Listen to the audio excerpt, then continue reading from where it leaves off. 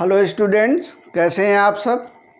एक बार पुनः आज हम लोग रसायन विज्ञान के एक नए चैप्टर के कुछ टॉपिक के विषय में जानेंगे। आपने कभी सिरका चखा होगा या नहाते समय कभी साबुन चला गया होगा। इनका स्वाद कैसा होता है? सिरके का स्वाद खट्टा होता है, साबुन का स्वाद थोड़ा सा कसैला होता है। क्यों होता है? क्या इसके गुण हैं?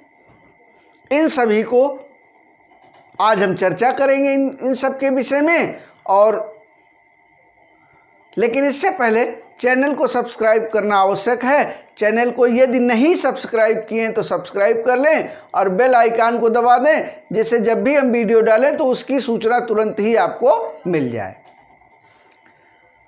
तो आज हम इसी चैप्टर के इन्हीं टॉपिक्स पर चर्चा करेंगे। वैद्युत अपघट्य किसे कहते हैं और वैद्युत अपघटन किसे कहते हैं, वैद्युत वियोजन का सिद्धांत क्या है और आयनन क्या है, और आयनन की मात्रा पर प्रभाव डालने वाले कारकों के विषय में जानते हैं। इसके अंतर्गत सबसे पहला है वैद्युत अपघट्य। वैद्युत अपघट्य, अच्छा स्टूडेंट्स, आपने देखा होगा बहुत सारे पदार्थ हैं जो जल में घुल जाते हैं। घोला जाए उनको तो जल में वो घुल जाते हैं। कुछ पदार्थ हैं जो जल में नहीं घुलते हैं।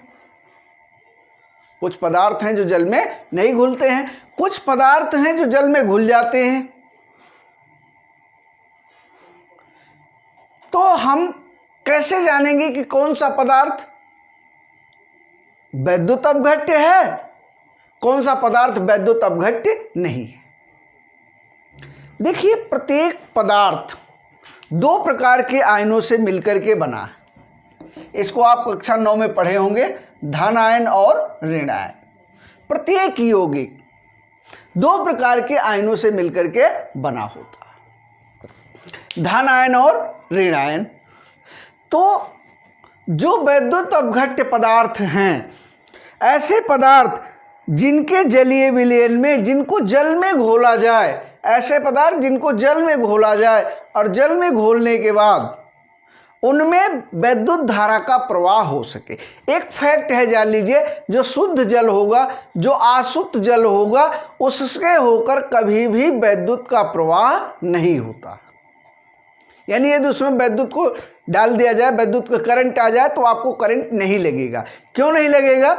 क्योंकि उसमें कोई आयन उपस्थित नहीं है, कोई उस घोल में किसी प्रकार का आयनीकरण नहीं है। और जब किसी प्रकार का आयनीकरण नहीं होता है तो उससे होकर के वैद्युत का चालन नहीं होता। तो ऐसे पदार्थ जिनको जल में घोला जाए, जिनको जल में घोला जाए और वह क्या हो, दो प्रकार के आयनों में विभक्त हो जाए और उस जल में से विद्युत का प्रवाह किया जाए तो वैद्युत प्रवाहित होने लगे, तो ऐसे विलयनों को हम वैद्युत अपघट्य कहते हैं। यदि छोटी सी परिभाषा की हम बात करें तो वह पदार्थ जिनके जलीय विलयन में, वह पदार्थ जिनके जलीय विलयन में,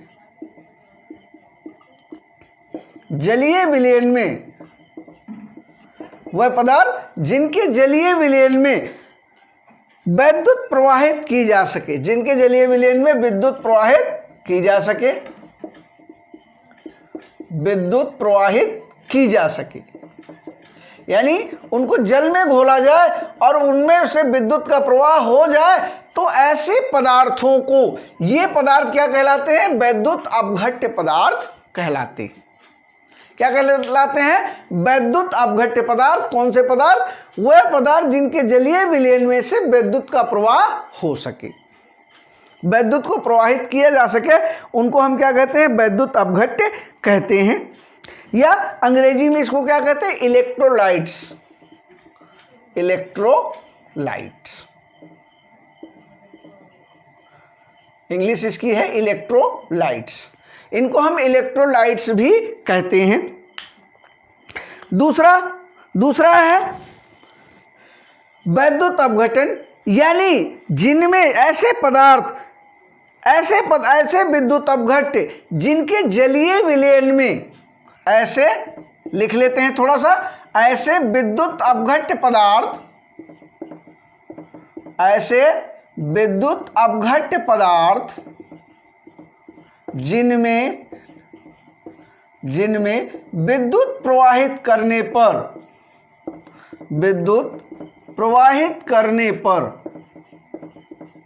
करने पर उनका क्या हो, उनका अपघटन हो जाए, तो इस प्रक्रिया को, कौन सी प्रक्रिया को, वो जो वैद्युत अपघट्य पदार्थ में विद्युत प्रवाहित की गई है उस प्रक्रिया को क्या कहेंगे, वैद्युत अपघटन कहेंगे। क्या कहेंगे, वैद्युत अपघटन कहेंगे। ठीक है। ऐसी प्रक्रिया, ऐसा प्रोसेस जिसमें विद्युत अपघट्य पदार्थ को जल में घोला जाए और उसमें होकर के विद्युत प्रवाहित की जाए और उसका क्या हो जाए, उसका अपघटन हो जाए, तो ऐसे पदार्थों को हम क्या कहेंगे, ऐसे पदार्थों को वैद्युत अपघट्य कहेंगे और ऐसी अभिक्रिया को हम वैद्युत अपघटन की अभिक्रिया कहेंगे। एक उदाहरण देख लेते हैं। HCl है, इसको जल में घोला जाए तो AQ हो जाएगा, हमने आपको पहले ही बताया, और विद्युत प्रवाहित करने पर क्या होगा, ये H2 में टूट जाए और प्लस Cl2 में, ये भी गैस है और ये भी क्या है, गैस है। जहाँ G लिखा हो क्या है, गैस है। यानी विद्युत प्रवाहित करने पर यदि इसके जलीय विलयन में विद्युत प्रवाहित की जाए तो यह हाइड्रोजन और क्लोरीन में टूट जाता है। तो ऐसे पदार्थ को हम क्या कहेंगे, ये पदार्थ क्या है, वैद्युत अपघट्य पदार्थ है, वैद्युत अपघट्य पदार्थ है। और यह प्रक्रिया जो हो रही है, यह प्रक्रिया क्या है, वैद्युत अपघटन की प्रक्रिया है। ठीक है, इतनी बात समझ में आ गई। आइए अब चलते हैं, नेक्स्ट है वैद्युत वियोजन का सिद्धांत। वैद्युत वियोजन का सिद्धांत क्या है, मिटा देते हैं जल्दी से। अब देख लेते हैं वैद्युत वियोजन का सिद्धांत क्या है। देखिए, एक वैज्ञानिक हुए स्वांटे आर्हेनियस।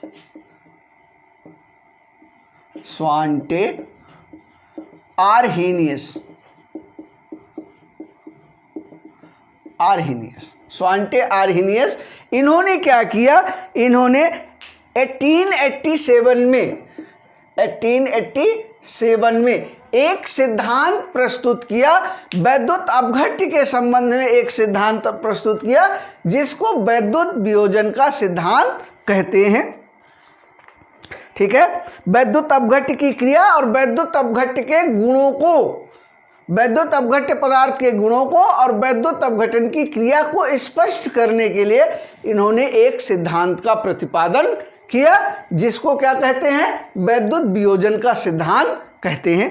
कुछ पॉइंट्स में इसको हम समझेंगे। ठीक है, पहला पॉइंट है इनका, किसी वैद्युत अपघट्य पदार्थ को किसी विलायक में घोलने पर, किसी वैद्युत अपघट्य पदार्थ को किसी विलायक में घोलने पर वह क्या होता है, दो प्रकार के आयनों में टूट जाता है। ठीक है, दो प्रकार के आयनों में या दो प्रकार के वैद्युत आवेशित कणों में, वैद्युत आवेशित कणों में टूट जाता है और इन्हीं कणों को क्या कहते हैं, आयन कहते हैं। आयन कहते हैं। जैसे ये वैद्युत अपघट्य है, इसको जल में घोला जाए तो ये दो प्रकार के आयनों में वियोजित हो गया। HCl क्या है, एक वैद्युत अपघट्य पदार्थ है। ठीक है, या एक और उदाहरण ले देते हैं, NaCl। NaCl भी क्या है, एक वैद्युत अपघट्य पदार्थ है जो यदि जल में घोला जाए तो सोडियम आयन और क्लोराइड आयनों में टूट जाता है। तो और इसी वैद्युत आवेशित कणों में वियोजित हो जाता है और इन्हीं कणों को क्या कहते हैं, आयन कहते हैं। दो प्रकार के वैद्युत आवेशित कण हैं, धन और ऋण। ठीक है। और इसी प्रक्रिया को क्या कहते हैं, जो टूट जाता है, ये प्रक्रिया क्या कहलाती है, आयनन कहलाती है। क्या कहलाती है, आयनन कहलाती है। यानी किसी वैद्युत अपघट्य पदार्थ को जल में घोलने पर वह दो प्रकार के वैद्युत आवेशित कणों में वियोजित हो जाता है। इस प्रक्रिया को आयनन कहते हैं या वैद्युत वियोजन कहते हैं। अब दूसरा पॉइंट आ जाता है कि धन आवेश युक्त परमाणु या परमाणुओं के समूह को धनायन कहते हैं। ठीक है, इनको क्या कहते हैं, इनको कहेंगे आयन। क्या कहेंगे, आयन कहेंगे। अभी हमने पहले ही बताया आपको। तो धन आवेश युक्त परमाणु या परमाणुओं के समूह को क्या कहते हैं, धनायन कहते हैं। और ऋण आवेश युक्त परमाणु या परमाणुओं के समूह को ऋणायन कहते हैं। ठीक है, ये हो गया दूसरा पॉइंट। ठीक है, अब कहा तीसरा पॉइंट क्या है कि धन आवेश की कुल संख्या ऋण आवेश की कुल संख्या के बराबर है। यानी धनायनों की कुल संख्या ऋणायनों की कुल संख्या के बराबर होती है यदि कोई वैद्युत अपघट्य किसी विलायक में घोला गया हो तब। यानी वैद्युत अपघट्य का जो विलयन है वो कैसा होता है, विद्युतीय उदासीन होता है। कैसा होता है, विद्युतीय उदासीन होता है। विद्युतीय उदासीन क्यों होगा, जब धन और ऋण दोनों आपस में बराबर हो जाएंगे तो कैसा हो जाएगा, ये विद्युतीय उदासीन हो जाएगा। ठीक है, एक चीज हमने और आप देखी, अगला गुण है, देखिए यहीं पर हमने क्या देखा, एक हमने चिन्ह लगाया। दूसरा तीसरा पॉइंट हो गया। चौथे पॉइंट में हमने क्या किया, एक चौथा पॉइंट है, हमने यहाँ एक चिन्ह लगाया है। ये किसका चिन्ह है, उत्क्रमणीय का चिन्ह, उत्क्रमणीय अभिक्रिया का चिन्ह है। अभिक्रिया को पढ़ाते समय हम उत्क्रमणीय अभिक्रिया जब पढ़ाए थे तो वहीं उसी समय हमने आपको बता दिया था ये चिन्ह कैसा है, उत्क्रमणीय है। उत्क्रमणीय का मतलब ये अभिक्रिया इधर भी हो रही है और इधर भी हो रही है। ठीक है, उत्क्रमणीय का मतलब है कि अभिक्रिया क्या होती है, दोनों तरफ होती है। ठीक है,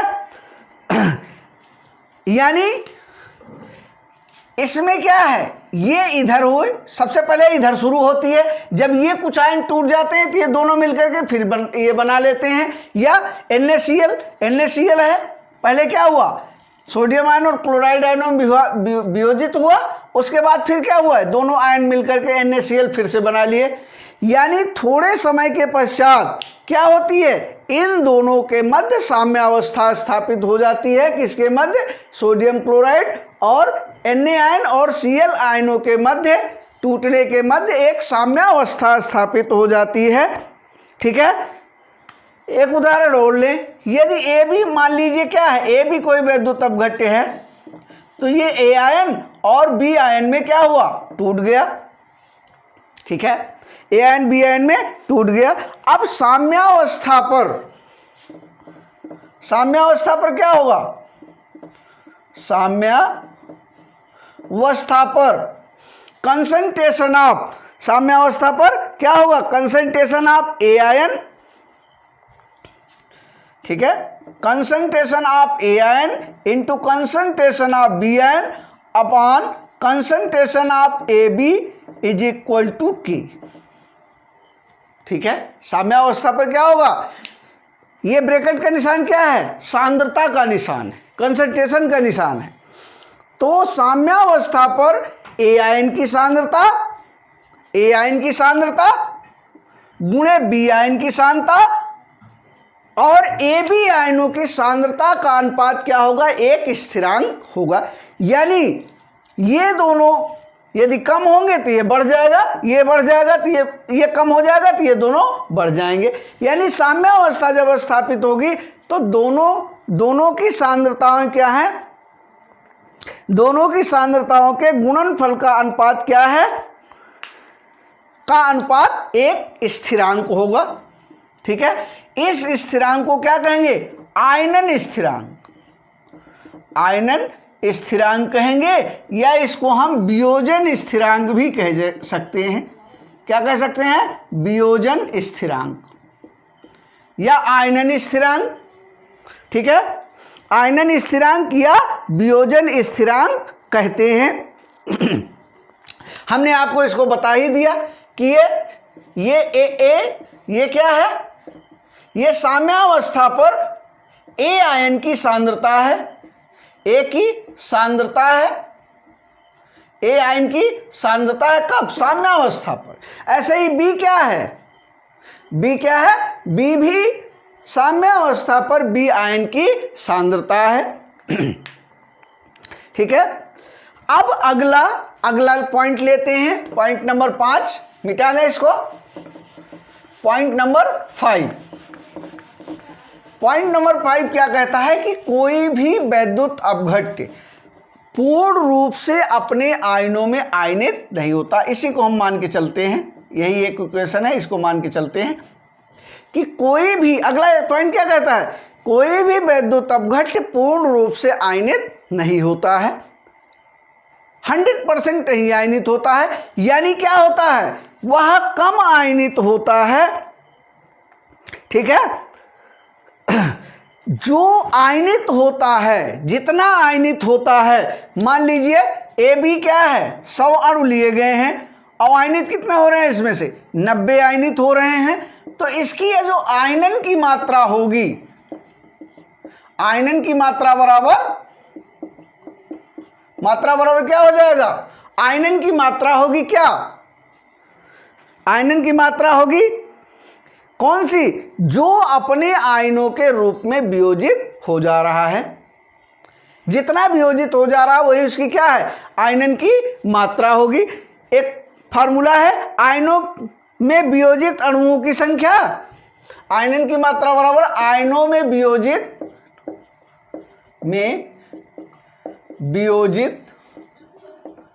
अणुओं की संख्या, अणुओं की संख्या और बटा अणुओं की कुल संख्या,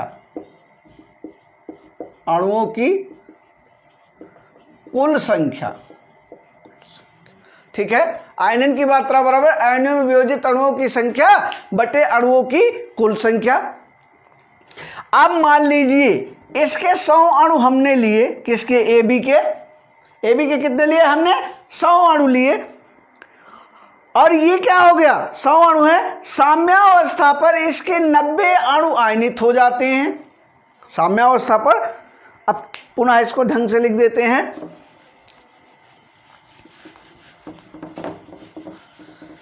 ये मान लीजिए इसके शुरू में क्या लिए, प्रारंभ में 100 अणु लिए, तो शुरू में आयनित नहीं हुआ तो इसके अणुओं की संख्या 0 होगी, और साम्यावस्था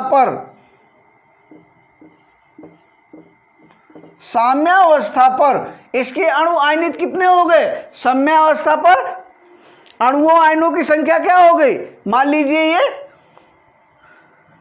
मान लीजिए कितने हो गए, मान लीजिए 10 अणु वियोजित हो गए, तो इसकी कितने बचे, 90 बचे, और 10 ये उत्पन्न हुए, 10 ये उत्पन्न हुए। ठीक है, मान लीजिए कितना आयनन हुआ, 10 हुआ, तो ये क्या हो गया, आयनों में वियोजित अणुओं की संख्या कितनी है, 10 है, और टोटल कितने लिए गए, 100, एक कट गया, बराबर 1/10। ठीक है, अथवा ये क्या हो गया, 0.1, यानी 0.1 क्या हो गया, ये आयनन की मात्रा हो गई, क्या हो गई, ये आयनन की मात्रा। ठीक है, आयनन की मात्रा। अब इसका मान क्या होता है, इसका मान 1 होगा। 1 कब होगा, जब ये 100% आयनित होगा, 100 अणु है, 100 के 100 आयनित हो गए, तो इसका मान कितना हो जाएगा, 1 हो जाएगा। लेकिन अभी हमने क्या कहा, पूर्ण रूप से आयनित नहीं होता है। अच्छा, जब पूर्ण रूप से आयनित नहीं होगा, जब आयनित नहीं होगा, तो इसका मान क्या होगा, हमेशा 1 या 1 से कम होगा। आयनन की मात्रा क्या होगी, 1 or less than 1, 1 or less than 1, 1 होगी जब 100% आयनित होगा, और जब उससे कम होगा तो वो मात्रा क्या हो जाएगी, 1 से कम हो जाएगी। अब इसको हम प्रतिशतता में भी व्यक्त कर सकते हैं, इसको हम प्रतिशतता में भी व्यक्त करते हैं, यानी आयनन की प्रतिशतता बराबर,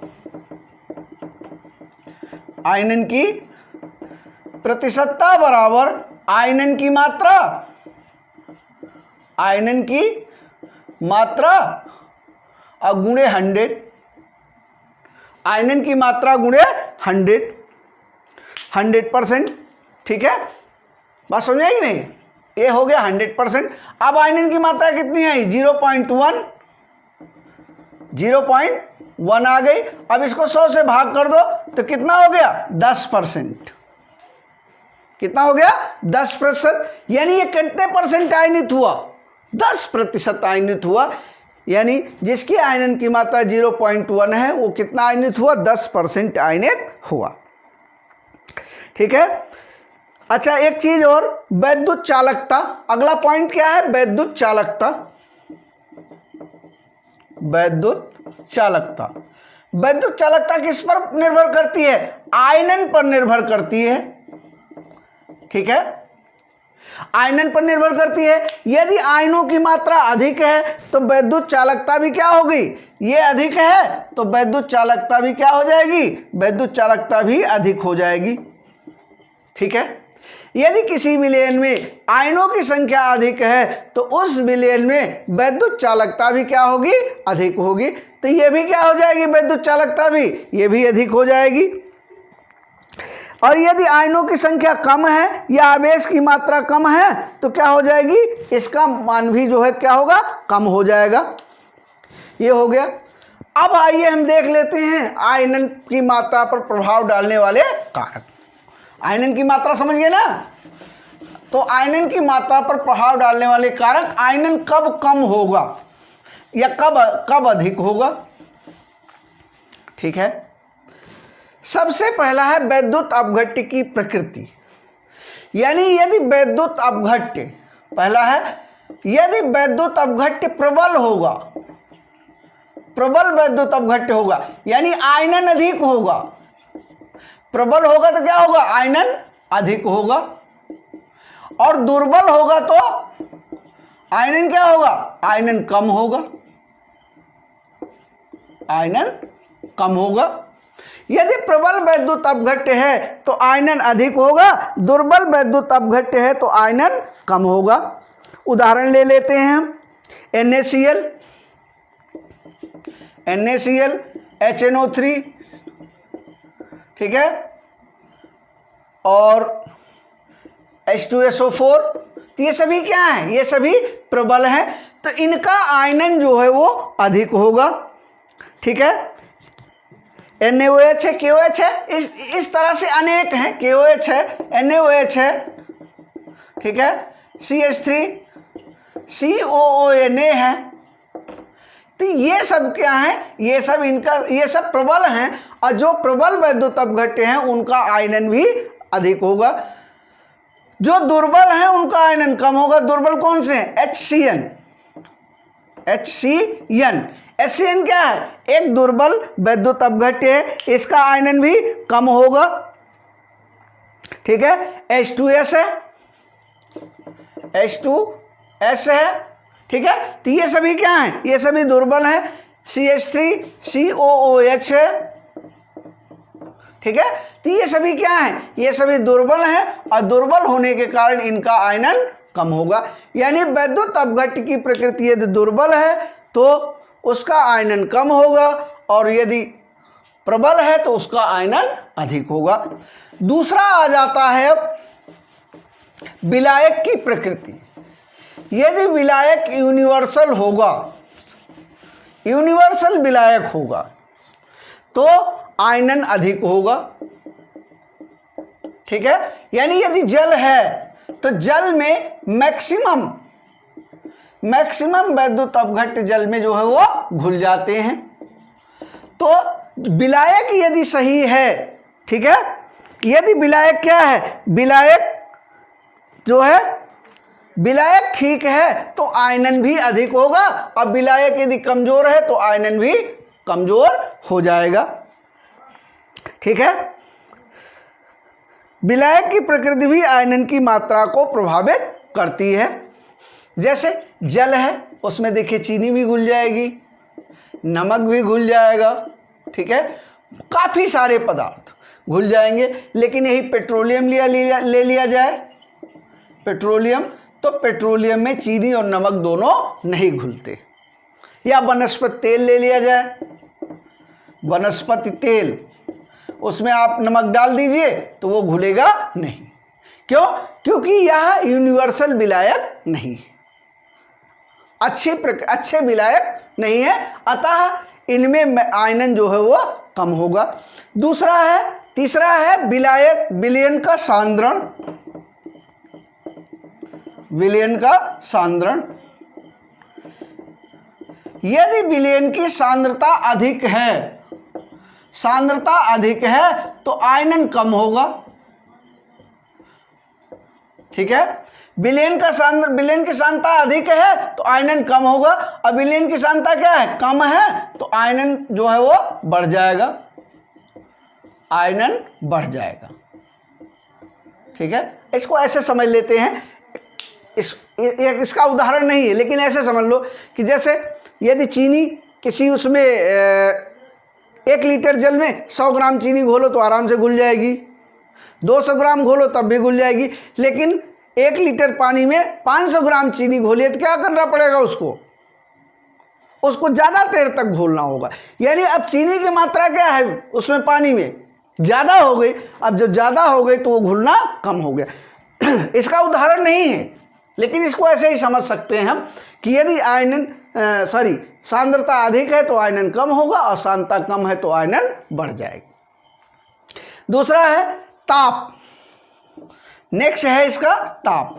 ताप बढ़ाने पर आयनन बढ़ जाएगा, आयनन बढ़ जाएगा। ठीक है, ताप बढ़ाया जाए, ठीक है, तो आयनन की मात्रा बढ़ जाएगी, और यदि ताप कम किया जाए, कम करने पर आयनन जो है वो कम हो जाएगा। ठीक है, ये हो गया। उसके बाद एक और महत्वपूर्ण चीज है विलयन में सम आयनों की उपस्थिति। विलयन में सम आयनों की उपस्थिति या समायन प्रभाव, इसको आगे चल के आप लोग पढ़ेंगे। ठीक है, कि जब इंटरमीडिएट में जाएंगे तो वहाँ समायन प्रभाव आपको और अधिक मात्रा में, मतलब और बड़े स्केल पर आपको पढ़ने को मिलेगा। यहाँ सिर्फ इतना जानना जरूरी है कि यदि विलयन में समान आयन उपस्थित है, समायन उपस्थित है, तो आयनन की मात्रा कम हो जाती है। जैसे NH4Cl का विलयन है, NH4Cl का विलयन है। अब NH4Cl में क्या है, इसको आयनित किया जाए तो अमोनियम आयन और प्लस क्लोराइड आयन।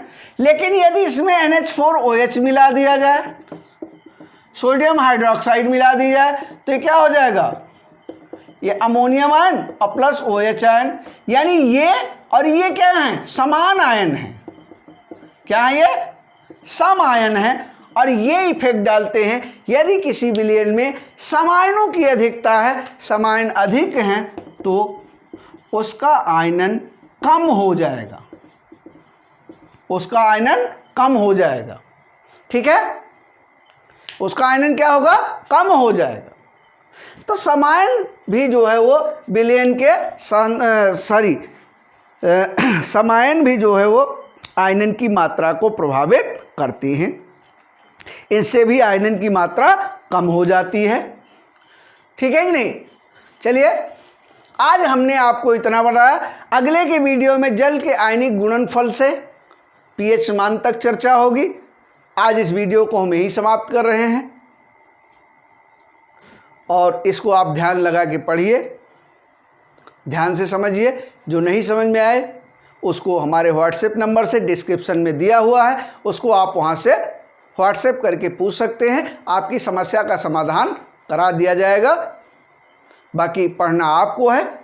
ठीक है, आज इस वीडियो को हम लोग यहीं समाप्त कर रहे हैं। आप लोगों का बहुत बहुत